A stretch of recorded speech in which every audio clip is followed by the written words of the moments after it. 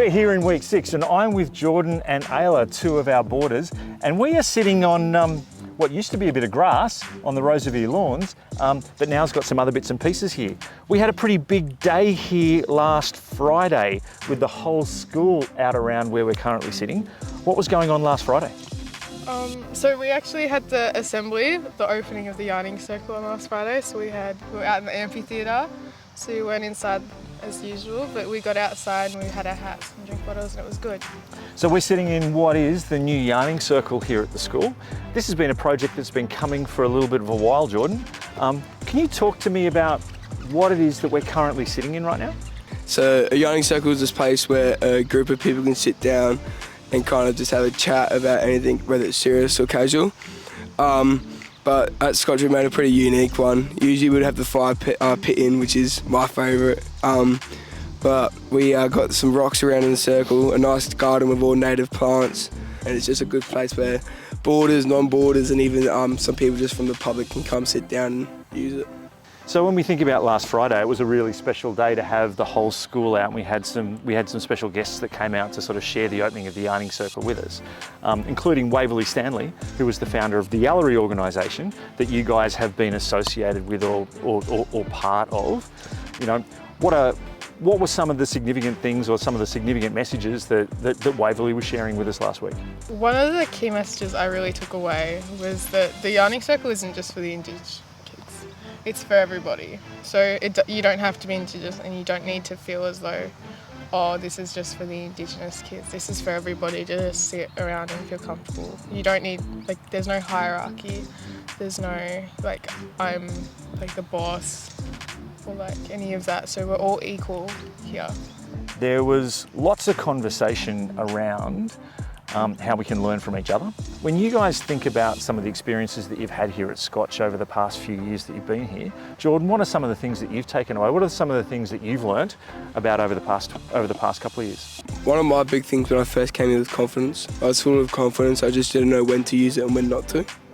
But I've kind of learned how to use my strengths to the better and kind of make everyone around me feel better and more confident. Also cooperation, just as a student on student. I remember I could think, oh, I could just get this done quicker myself, might as well just do it myself. But I find it not only more enjoyable, but sometimes more efficient to do it with some of your mates, and I just find it a better time. So 2 things like that is something that I took away and something I actually showed in the yarning circle and during the opening ceremony. You were one of the guys that was pivotal in making this happen and getting this project up and running with the support of the PNF. When you think about some of the challenges that you had in making all of this thing happen, what are some of the things that are probably large in your mind? What were some of the challenges and some of the difficulties you had to overcome to be able to get us to this point? Organising the assembly, I've never done that. So that was a good challenge for not just me, but also for Mr. Ritson. But I think it turned out great, both the yarning circle and the opening ceremony. It was great seeing Jay come back, because as an ex-student coming back to the assembly in a very different way as a rapper and as a performer, what was it like for you to see someone who left the place, who'd taken a very different kind of pathway? For me, it kind of reminded me that you don't need to go straight from finishing school to uni and having to go through law or any of them big things. You do what you love and what makes you happy. So for him, that was music and going down that path. What was it like sitting in the amphitheatre and listening to your dad talk?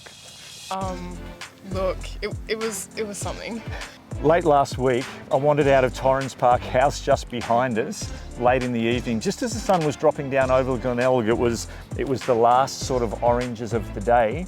And as I walked around here, I could see people and shadows sitting around the yarning circle. And in amongst it, I could see a man sitting in a suit. And when I got close, I saw that was Waverley Stanley sitting around with a group of our boarders and just having a conversation about life and just talking about some of the things that were on top of their head. This yarning circle sits in a pristine location that overlooks the Adelaide Plains for us. It's one of the first things you see as you walk in. It will become an outdoor classroom. It will become a figurehead for conversation. There will be English classes and junior school classes and ELC classes that'll come here to be able to share, and it's just been extraordinary over the recent months. to watch the intersection between our parents and friends groups who got behind this project, between our students in our boarding house particularly who've been driving it, and then those staff that have made it a reality so that this place can become a figurehead and a really impactful zone for all our kids in the years to come.